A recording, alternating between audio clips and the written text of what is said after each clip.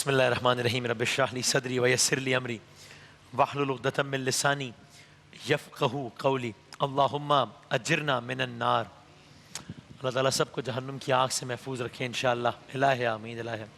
اور آپ اس سیگمنٹ کے آغاز میں دعا ہے کہ آپ ہمیں دعا میں یاد رکھیے گا، بہت گناہ گار خطا کار ہیں، کہ اللہ تعالیٰ آخرت کے سارے مراحل آسان فرمائے انشاءاللہ۔ ہم جہنم کے عنوان سے بات کر رہے تھے، تو اس میں ایک اور بات جہاں پر آ کے کل کی بات رکی تھی وہ یہ کہ جہنم کا ایک ایسا منظر بھی ہوگا کہ جو کہ انسان کے تصور میں ہی نہیں ہے۔ سارے ہی منظر تصور سے باہر ہے، لیکن یہ بات تو شاید وہم و گمان میں بھی نہ ہو۔ وہ یہ کہ شاید ہم میں سے اکثر ہی سمجھتے ہوں کہ صرف انسان ہی جنت میں یا جہنم میں جائیں گے، لیکن قرآن مجید انسانوں کے ساتھ ساتھ جنات کو بھی جہنم میں ڈالنے کی بات کرتا ہے۔ تو یعنی اب آپ سوچیں کہ اب اس ماحول کی ہیبت میں مزید اضافہ اس وقت نہیں ہو جائے گا کہ جب ایک طرف لاکھوں اربوں خربوں انسان ہیں اور پھر ان میں جن بھی ہیں جن کے ساتھ یہ سارے کا سارا عمل ہو رہا ہے۔ یعنی قرآن مجید کچھ اس طرح کا منظر پیش کرتا ہے کہ وہ جنات جو آج انسان کی نگاہوں سے اوجھل ہیں، حیرت انگیز طور پہ وہ جہنم میں انسانوں کے درمیان ہوں گے۔ آج صرف جو کانسیپٹ ہے کہ کوئی جن تو نہیں ہے، کوئی یہ تو نہیں، وہ صرف یہ کانسیپٹ انسان کو پریشان کر دیتا ہے، ڈرا دیتا ہے کہ کوئی جن ہے کیا ہے، اس طرح کی بات ہی انسان کو ڈرا دیتی ہے۔ تو آپ سوچیں ایک طرف اس سارے منظر کا آگ، ہیبت، دھوپ، تپش، گرمی، چیخ پکار، اور اس کے ساتھ جنات بھی انسان کے ساتھ ہوں گے۔ تعداد کہتے ہیں کہ جتنی آبادی انسانوں کی ہے کم و بیش اتنی ہی جنات کی آبادی ہے، کم و بیش۔ اس لیے کہ ایک حدیث کا مفہوم یہ ہے کہ ہر انسان کے ساتھ 2 فرشتے ہیں اور 1 جن ہے، ہر انسان کے ساتھ۔ تو اب آپ اس منظر کو ذہن میں لائیں کہ جب یہ سارے کے سارے جن و انس جن کو حشر میں جہنمی قرار دیا گیا ہوگا، وہ سب ایک جگہ جمع ہوں گے، لاکھوں خربوں پتہ نہیں کتنے لوگ، صرف انسان نہیں جن بھی۔ اور اللہ تعالیٰ ان سب کو جمع کر کے براہ راست ان سے گفتگو کرے گا۔ وہ گفتگو قرآن کے ایک سورے کے ترجمے میں کچھ اس انداز سے آئی، فرمایا جس روز اللہ ان سب لوگوں کو گھیر گھیر کر جمع کرے گا، اس روز وہ جنوں سے خطاب کر کے فرمائے گا، اے گروہ جن، تم نے تو نوع انسانی پر خوب ہاتھ صاف کیا۔ انسانوں میں سے جو ان کے رفیق تھے وہ عرض کریں گے، پروردگار ہم میں سے ہر ایک نے ایک دوسرے کو خوب استعمال کیا، اور اب ہم اس وقت پر آ پہنچے ہیں جو تو نے ہمارے لیے مقرر کیا تھا۔ اللہ فرمائے گا، اچھا اب آگ تمہارا ٹھکانہ ہے، اس میں تم ہمیشہ رہو گے، اس سے بچیں گے صرف وہی جنہیں اللہ بچانا چاہے گا۔ بے شک تمہارا رب دانا ہے، بے شک تمہارا رب علیم ہے۔ اللہم اجرنا من النار، صرف وہی بچیں گے۔ اور اس کے بعد سورہ اعراف میں فرمایا، اللہ فرمائے گا جاؤ تم بھی اسی جہنم میں چلے جاؤ جس میں تم سے پہلے گزرے ہوئے گروہ جن و انس جا چکے ہیں۔ ہر گروہ جب جہنم میں داخل ہوگا تو اپنے سے پہلے والے گروہ پر لعنت کرتا ہوا داخل ہوگا۔ یہ عجیب ایک منظر ہے کہ جب لاکھوں کروڑوں لوگ یا اربوں لوگ، پتہ نہیں کتنے لوگ گروہوں کی صورت میں جہنم میں ڈالے جا رہے ہوں گے، تو وہ سب اپنی چیخ پکار، اور وہ تو ایک عالم الگ ہوگا، لیکن ان میں سے ہر گروہ اپنے سے پہلے والے گروہ پر لعنت کرتا ہوا داخل ہوگا، یہاں تک کہ جب سارے گروہ وہاں جمع ہو جائیں گے تو ہر بعد والا گروہ اپنے سے پہلے گروہ کے حق میں کہے گا، اے رب یہ لوگ تھے جنہوں نے ہمیں گمراہ کیا، لہٰذا انہیں آگ کا دوہرا عذاب دے۔ جواب میں ارشاد کیا ہوگا، ہر ایک کے لیے ہی دوہرا عذاب ہے، ہر ایک کے لیے ہی دوہرا عذاب، یعنی ہر کوئی دوسرے کو بلیم کر رہا ہوگا۔ جس طرح ہم نے محشر سورہ حج کی، کبھی موقع لگے تو ابتدائی آیات پڑھیے گا، تو اس میں روز محشر کا منظر ہے، تو اس میں بتایا ہے کہ کس طریقے سے، کس انداز سے باپ بیٹے کا، بیٹا باپ کا، ماں بیٹے کا، بیٹا، کوئی کسی کو کسی کی فکر نہیں ہوگی، اس لیے کہ ہر کوئی اپنے معاملات میں اتنا زیادہ پڑا ہوا ہوگا۔ تو کہا، فرمایا ہر گروہ اپنے سے پچھلے گروہ کو کوس رہا ہوگا، اور وہ کہہ رہا ہوگا کہ ان کو ڈبل عذاب دیں، اور آخر میں اللہ تعالیٰ کہے گا کہ سب کے لیے ہی دوہرا عذاب ہے، مگر تم جانتے نہیں ہو۔ آگے چلتے ہیں۔ کہ اکثر کسی بھی چیز کو سمجھنے کے لیے اساتذہ بھی طریقہ اپناتے ہیں کہ وہ اس چیز کی ضد بیان کرتے ہیں تاکہ پھر وہ چیز سمجھ میں آ جائے کہ اس کی ضد یہ ہے، اس کا مطلب یہ چیز یہ ہے، اس کا متضاد یہ ہے تو مطلب یہ چیز یہ ہے۔ قرآن مجید کا بھی اکثر یہ طریقہ رہا ہے۔ قرآن پڑھنے والے بھی جانتے ہیں کہ کم و بیش جہاں جہاں بھی قرآن میں جنت کا ذکر ہے تو اکثر مقامات میں جہنم کا بھی ذکر ہے۔ اسی لیے اللہ نے تمام انبیاء کو بھی بشیر بھی کہا ہے، نذیر بھی کہا ہے، یعنی وہ کفر اور شرک کے نتیجے میں جہنم اور ایمان و اسلام کے نتیجے میں جنت کی خوشخبری دیتے ہیں۔ تو اب ذرا سنیے کہ اہلیان جنت کیسے دکھتے ہوں گے، اہلیان جہنم کیسے دکھتے ہوں گے، اپیرنس، یا اگر ہم اس کو مزید پریسائز کر دیں چہرے۔ ذرا سنیے جنت والوں کے چہرے، جس میں اللہ کرے کہ ہم سب کا شمار ہو انشاءاللہ، اور پھر سنیے کہ جہنم والوں کے چہرے۔ کیونکہ کئی حوالوں سے انسان کے جسم میں سب سے اہم شے انسان کا چہرہ ہوتا ہے، اور قرآن نے بڑی تفصیل سے جنت اور جہنمیوں کے چہروں کا کمپیرزن پیش کیا ہے۔ پہلے جنتیوں کے بارے میں سنیں۔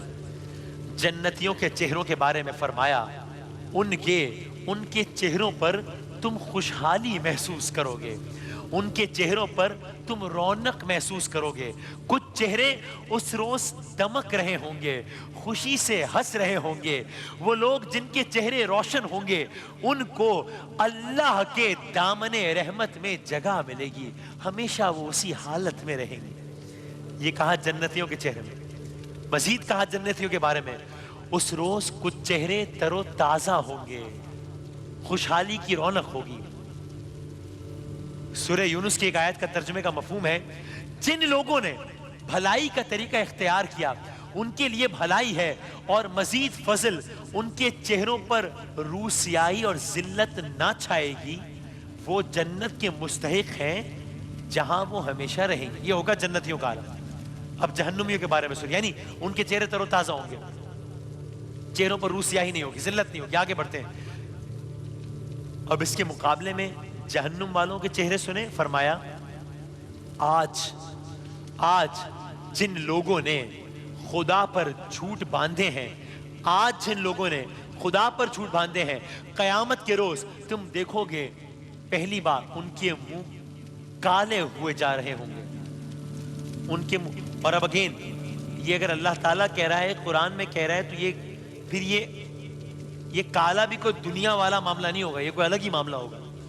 چونکہ دنیا میں ہم یہ دیکھتے ہیں کہ جب اگر اللہ نہ کرے کوئی واقعہ ہوتا ہے اور کسی میں اگر لوگ جھلس جاتے ہیں، تو میں نے ایسا جرنلسٹ ایسی باڈیز بھی دیکھی ہیں کہ مطلب کہنا نہیں چاہیے، لیکن میں نے خود دیکھی ہے کہ مطلب جیسے کوئی کوئلہ ہوتا ہے، اس طرح کی باڈیز ہو رہی تھی۔ میں نے خود دیکھا ہے کہ انسان کے جسم کے پارٹس، ہاتھ پیر بالکل ایسا لگ رہا ہے جیسے کوئی یعنی آگ میں تلا ہوا کوئی کوئلہ ہے۔ اس طرح کا انسان کا جسم دنیا کی آگ سے ہو جاتا ہے۔ تو کہا قیامت کے روز تم دیکھو گے ان کے منہ کالے ہوں گے۔ کیا جہنم میں متکبروں کے لیے کافی جگہ نہیں ہے؟ اللہ تعالیٰ کہہ رہا ہے۔ اللہ تعالیٰ سب کو تکبر سے بچائے۔ پھر سورہ یونس میں فرمایا ذلت ان پر مسلط ہوگی۔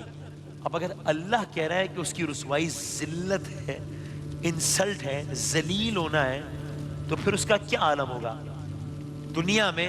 اگین اللہ نہ کرے میں اگر یہ دعویٰ کروں کہ کسی کو ذلت دی میں، اللہ نہ کرے، تو اس کا ایک لیول ہوگا۔ کوئی مجھ سے 100 گنا بڑا آدمی ہو، کوئی طاقتور ہو، کوئی بادشاہ ہو، وہ کہے میں کسی کو ذلیل کروں گا، اس کی ذلت کا عالم دوسرا ہوگا، چونکہ وہ زیادہ با اختیار ہے، اور خیر انسان کو ایسا کرنے کا اختیار ہی نہیں ہے، جائز ہی نہیں ہے۔ لیکن اگر خدا اس کو تو جچتا ہے نا، تکبر بھی اس کو جچتا ہے، اور وَتُعِزُّ مَن تَشَاءُ وَتُذِلُّ مَن تَشَاءُ۔ اگر اللہ کہہ رہا ہے کہ ذلت ان کا مقدر ہوگی تو وہ کیا عالم ہوگا؟ تو کہا کوئی ان کو اللہ سے بچانے والا نہ ہوگا ان کے۔ اور یہ بتایا کہ میں نے عرض کیا نا کہ چہرے کالے ہوں گے، چہروں پر تاریکی ہوگی۔ کیسی تاریکی ہوگی؟ خود بتایا ان کے چہروں پر ایسی تاریکی ہوگی جیسے رات کے سیاہ پردے، ایسی تاریکی ہوگی جیسے رات کے سیاہ پردے ان پر پڑے ہوں۔ وہ دوزخ کے مستحق ہیں جہاں وہ ہمیشہ رہیں گے۔ اب اگین آپ سوچئے اس دنیا میں کہتے نا، میں اگر کہیں سے میں کبھی دبئی وغیرہ سو کر رہا ہوں جہاں پہ درجہ حرارت بہت زیادہ ہوتا ہے, گرمی بہت زیادہ, میں واپس آتا ہوں تو مجھے کہہ رہا ہے بھائی وہ کیا آپ دھوپ میں زیادہ گھومے گا, چہرہ ذرا کالا سا ہو رہا ہے. یہ سورج جو کہ آج اتنا دور ہے کہ اتنا دور ہے کہ جس کی مسافت کے لیے پتہ نہیں کتنے سالوں سفر طے کرنا پڑتا ہے, یہ سورج جو کہ اتنا دور ہے اور اتنا بڑا ہے کہ جس کے اندر 10 لاکھ زمینیں سما سکتی ہیں, جب وہ سورج سوا نیزے پر ہوگا صرف اس کا رنگت پہ کتنا اثر ہوگا, یہ ایک زاویہ ہے سوچیں. اور پھر جب یہ آگ قریب نہیں ہوگی بلکہ انسان اس میں ہوگا, تو فرمایا کچھ چہروں پر, تو ایک تو چہرے کا یہ عالم ہوگا کالے سیاہ, دوسرا کچھ چہروں پر اس روز خاک اڑ رہی ہوگی. کیا مطلب؟ یعنی ان کے چہرے سیاہ ہوں گے ایسے جیسے سیاہ رات, اور ان کے چہروں پر خاک اڑ رہی ہوگی. میں نے سمجھنے کے لیے پوچھا کہ اس کا چہرے سیاہ کیوں ہوں گے, سمجھ میں آ گیا, دھوپ, گرمی, سورج, آگ, یہ سارے معاملات. چہروں پر خاک کیوں اڑ رہی ہوگی؟ تو مجھے یہ سمجھانے کے لیے بتایا کہ ابھی آپ نے کل ہی تو بتایا تھا کہ جہنمیوں کو کس عالم میں لے جایا جا رہا ہوگا. اس عالم میں لے جایا جا رہا ہوگا کہ کسی کو بالوں سے پکڑا جائے گا, کسی کو پیروں سے پکڑا جائے گا, سب اوندھے منہ لیٹے ہوئے ہوں گے اور انہیں رگڑ رگڑ کے, جس طرح اپنے الفاظ میں کہتے ہیں گھسیٹ گھسیٹ کے زمین پر لے جایا جا رہا ہوگا. تو مجھے سمجھانے کے لیے بتایا کہ سوچئے آپ زمین پر کسی کو 1 منٹ کے لیے گھسیٹیں, اس کے چہرے پر کیا ہوگا؟ زخم ہوں گے, خون ہوگا اور مٹی ہوگی نا. تو جب اتنے طویل عرصے تک وہاں پہ کسی کو گھسیٹا جا رہا ہوگا تو چہروں پر خاک اڑی جا رہی ہوگی. اور اب جب یہ سب جہنم کے کنارے پہنچ جائیں گے, اب یہ دوسرا مرحلہ ہے. اس سب کے بعد دوسرا مرحلہ ہے ان کو جہنم میں پھینکنے کا مرحلہ.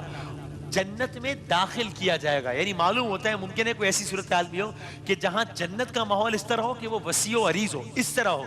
جہنم کا معاملہ یہ نہیں ہے, جہنم کا معاملہ یہ ہے, اس انداز سے ہے. کیونکہ جنت میں داخل ہونے کا کہا گیا ہے, جہنم میں پھینکے جانے کا کہا گیا ہے. پھینکا کسی ایسی جگہ پر جاتا ہے جس کی گہرائی ہو, اور گہرائی کتنی ہے یہ آپ کی خدمت میں عرض کیا تھا.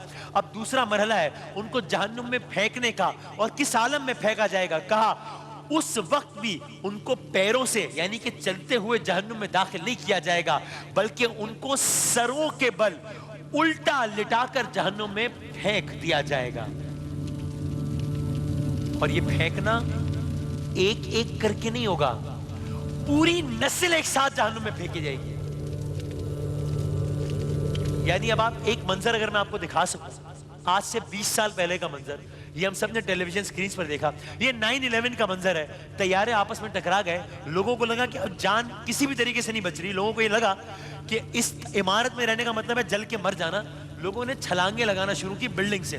اب یہ کوئی ایک فرد ہے تو چھلانگ لگا رہا ہے. اس طرح آپ نے ایک اور فرد اگر دکھا سکیں تو یہ ہم نے دیکھا کہ 2 3 4 8 لوگ تھے جو کہ اس آگ کے عالم میں, یہ لوگ ہیں جو چھلانگیں لگا رہے ہیں بلڈنگ سے. یہ منظر ٹیلی ویژن پر لائیو دکھایا گیا, یہ کہ لوگ بس تیار ہیں یہ کسی بھی لمحے چھلانگ لگا دیں. اور یہ منظر اتنا ہیبت ناک تھا, حالانکہ 5 لوگ تھے, 10 لوگ تھے, 20 لوگ تھے, 100 لوگ تھے جو کہ چھلانگیں لگا رہے تھے. یہ انسان اڑتے ہوئے جا رہے ہیں نیچے, یہ انسان اڑتے ہوئے جا رہے ہیں نیچے.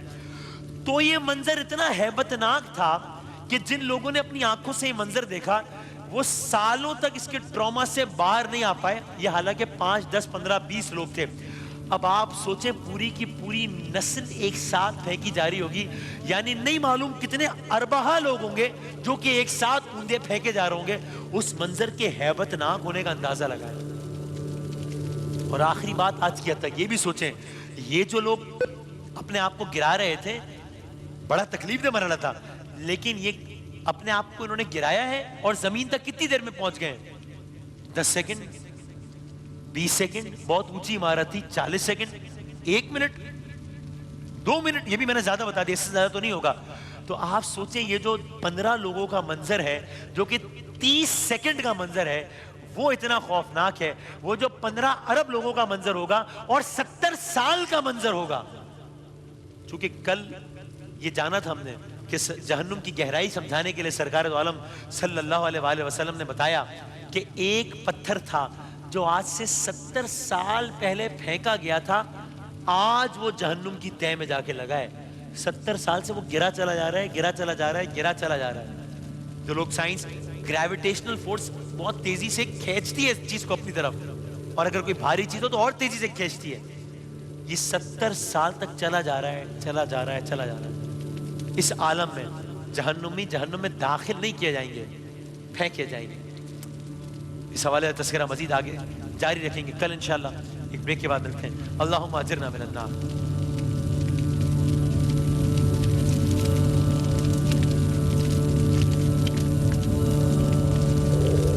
رحمتوں اور برکتوں کے اس مہینے میں بانٹیے خوشیاں اپنوں کے ساتھ. سہولت بازار لایا رمضان اسپیشل ڈیلز، افطار واؤچرز اور بے شمار گفٹس. آرڈر کرنے کے لیے ابھی لاگ آن کیجیے www.sahulatbazaar.com پہ، اور مزید معلومات کے لیے +92 322 7335 749 پر ہمیں واٹس ایپ بھی کر سکتے ہیں.